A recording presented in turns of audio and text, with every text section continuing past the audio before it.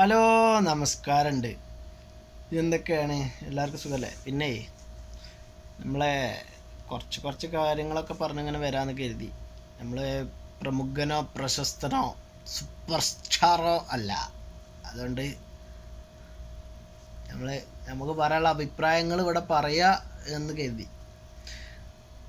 നമ്മളെ Hema committee report പുറത്തു വന്നു എന്ന് പറഞ്ഞാൽ സർക്കാർ ഒരു കോടി ഉറുപ്പ്യൻ്റെ മേലെ 1.5 കോടിൻ്റെ അടുത്ത് ഉറുപ്പ്യ മുടക്കിങ്ങാണ്ട് ഒരു കമ്മിറ്റിനെ നിയോഗിച്ചു.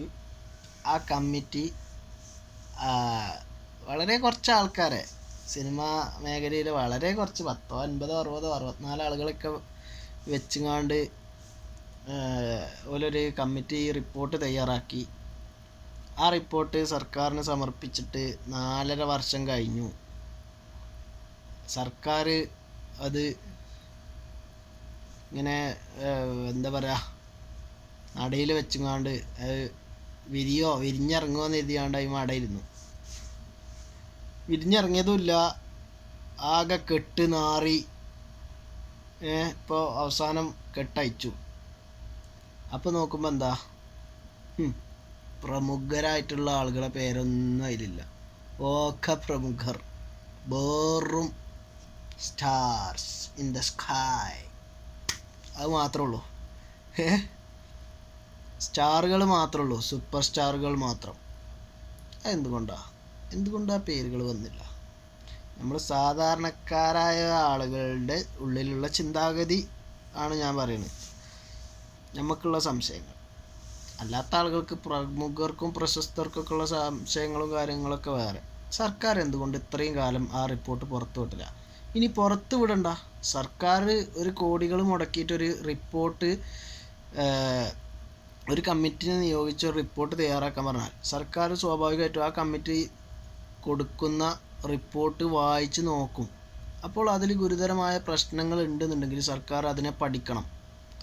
അതിനെ പഠിക്കാൻ ഇന്നിപ്പോൾ സർക്കാർ 7 അംഗ ഉദ്യോഗസ്ഥരെ നിയമിച്ച് ചോദ്യം ചെയ്യലും അന്വേഷിക്കലൊക്കെ നടത്തുന്നുണ്ട്. എന്തുകൊണ്ട് സർക്കാരിന് ഈ 4 കൊല്ലം മുമ്പ് അത് ചെയ്തുകൂടേനി?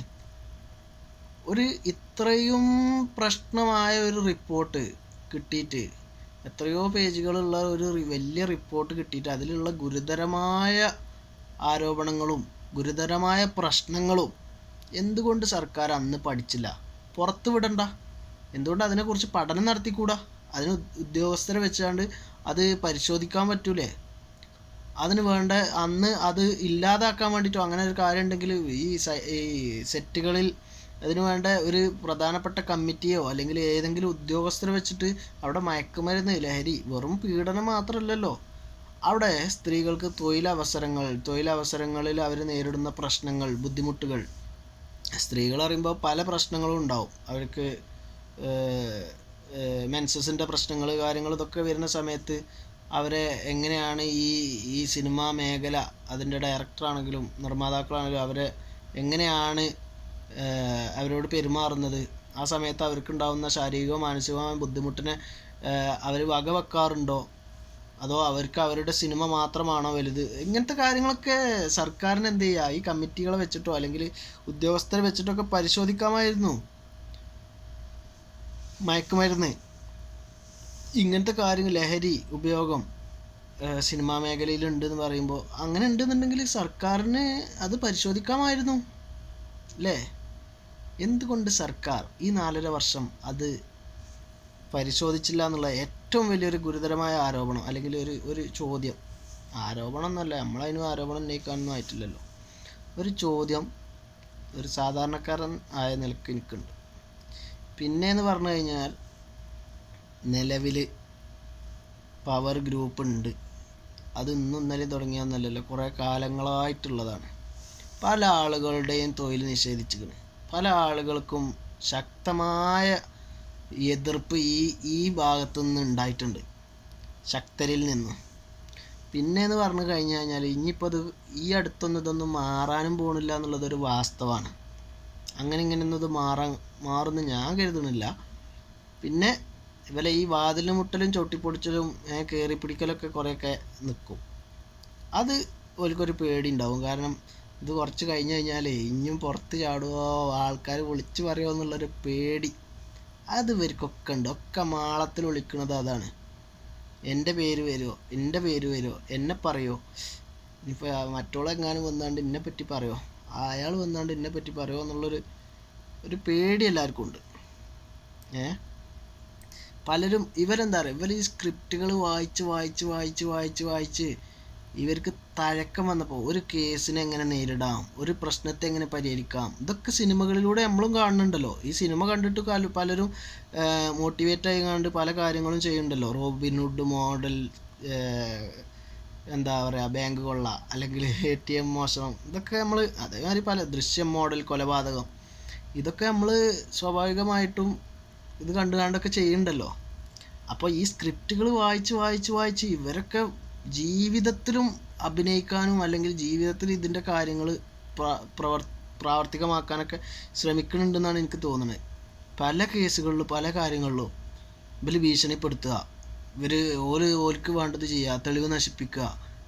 ഇപ്പോൾ ഒരു സിനിമയിൽ അങ്ങനെ തെളിവ് നശിപ്പിക്കുന്നതൊക്കെ കണ്ടു കഴിഞ്ഞാൽ മോട്ടിവേറ്റ് ആവുമല്ലോ, അല്ലെങ്കിൽ അങ്ങനെയൊക്കെ ആവാൻ സാധ്യത ഉണ്ട്. അപ്പോൾ അത് വെച്ചാണ് ഇപ്പോൾ ഇവർ ജീവിതത്തിലും ചെയ്യണത്. എനിക്ക് ഈ നടന്മാരോട്, സിനിമ അഭിനേതാക്കളോട് പറയാനുള്ളത്, നിങ്ങൾ ജീവിതത്തിൽ ഒരിക്കലും അഭിനയിക്കരുത്.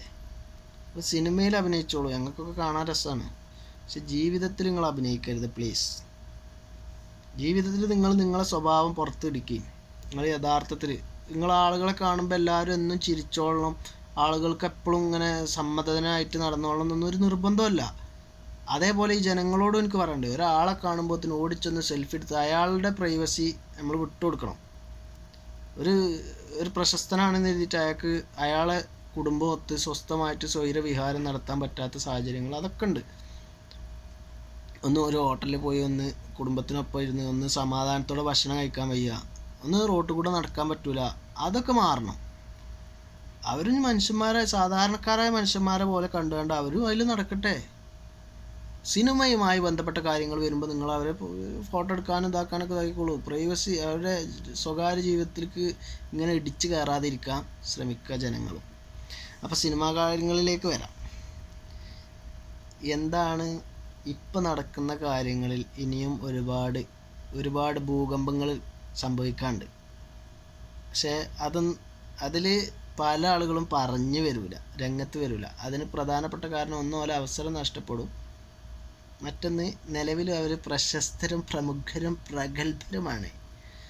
ആ സാഹചര്യത്തിൽ അവരിത് പറഞ്ഞു വന്നാൽ അവരുടെ ഇമേജിനെ ബാധിക്കും. അങ്ങനത്തെ കാര്യങ്ങളുണ്ട്. അതുപോലെ തന്നെ പറയാത്ത ആളുകൾ പരസ്പര സമ്മതത്തോട് കൂടിയിട്ടുള്ള, അത് പിന്നെ ഓരോ വ്യക്തിപരമായ കാര്യമാണ്, അത് ആയിക്കോട്ടെ, അതിലൊന്നും നമുക്ക് എതിരില്ല. പക്ഷേ ഇപ്പോഴും പറയാൻ ഭയപ്പെട്ട് എന്താവും എന്ന് കരുതി മുന്നോട്ട് വരാത്ത ആളുകളുണ്ട്. പിന്നെ ഈ പറഞ്ഞു വരുന്ന ആളുകളോട് പല ആളുകളും ചോദിക്കുന്നുണ്ട്, ഇത്രയും കാലം എവിടെയായിരുന്നു, എന്തുകൊണ്ട് അന്ന് പറഞ്ഞില്ല, അന്ന് തന്നെ പ്രതികരിച്ചില്ല. അതൊക്കെ അവനാന് വരണം, അവനാൻ അനുഭവിക്കണം. അപ്പോഴാണ് പ്രതികരിക്കാൻ കഴിയില്ല. നിങ്ങളൊന്ന് ആലോചിച്ച് നോക്കി, നമ്മളൊരു പെട്ടെന്നൊരു സിപ്പ് ലൈനിലോ അല്ലെങ്കിൽ ഒരു ലിഫ്റ്റിൽ കുടുങ്ങിപ്പോയാൽ പോലും നമുക്ക് ഭയം വരും അല്ലേ? നമ്മൾ പേടിക്കും. പെട്ടെന്ന് അപ്രതീക്ഷിതമായിട്ട് നമ്മൾ എവിടെയെങ്കിലും ഒന്ന് ഒറ്റപ്പെട്ടു പോയാൽ നമുക്ക് പേടി വരും. എന്ത് ചെയ്യണം എന്നറിയാൻ പറ്റാത്ത ചില സാഹചര്യങ്ങൾ വരും. ഒരു പട്ടി ഓടിച്ചാൽ പോലും നമുക്ക് എന്ത് ചെയ്യും, ചിലപ്പോൾ നമുക്ക് അവിടെ നിന്ന് എതിർത്താൽ മതി, പക്ഷെ നമ്മൾ ഓടും. എന്താ? പേടിയാണ്. നമ്മളെ കയ്യിൽ ചിലപ്പോൾ വടി ഉണ്ടാവും, നമുക്ക് അടിക്കാൻ ചിലപ്പോൾ കഴിയൂല, ആ സമയത്ത് കഴിയാതെ വരും ഭയം.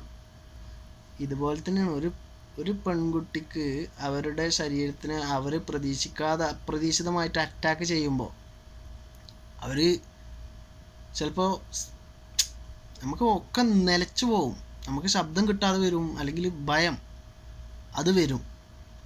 അതുകൊണ്ട് അന്ന് പിന്നെ അതേപോലെ പറയാൻ ചിലപ്പോൾ കഴിഞ്ഞോളണമെന്നുണ്ടാവില്ല.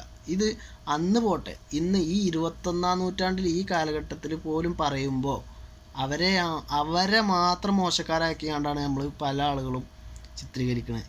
ഇത് ചെയ്ത ആളുകളെ നമ്മൾ ഒരിക്കലും മോശമാക്കുന്നില്ല. അവൾ മോശക്കാരിയാണ്, അവൾ അങ്ങനെയാണ് ഇങ്ങനെയാണ്. ഇപ്പോൾ അതിന് മുമ്പ് അവളെ ബാക്ക്ഗ്രൗണ്ട് ഭയങ്കര മോശമാണ്, അന്ന് അങ്ങനെയായിരുന്നു ഇങ്ങനെയായിരുന്നു, ഇതൊക്കെ പറയുന്നുണ്ട്. അവരങ്ങനെ ആയിരുന്നു എന്ന് വെച്ചിട്ട് അവരെങ്ങനെ ചെയ്യാൻ പറ്റുമോ? അവരങ്ങനെ ആയിരുന്നു, അതുകൊണ്ട് അവരങ്ങനെ ചെയ്യാം, അങ്ങനെയല്ലല്ലോ. അതുകൊണ്ട് ഇന്നും പുറത്ത് പറയാൻ പേടിച്ച് മുന്നോട്ട് വരാൻ തയ്യാറാവാതെ നിൽക്കുന്ന പല ആളുകളുടെയും അവസ്ഥ അതാണ്. പറഞ്ഞു കഴിഞ്ഞാൽ സമൂഹത്തിൽ ഒറ്റപ്പെടും. ഇങ്ങനെ ഒരാൾ അറ്റാക്ക് ചെയ്താൽ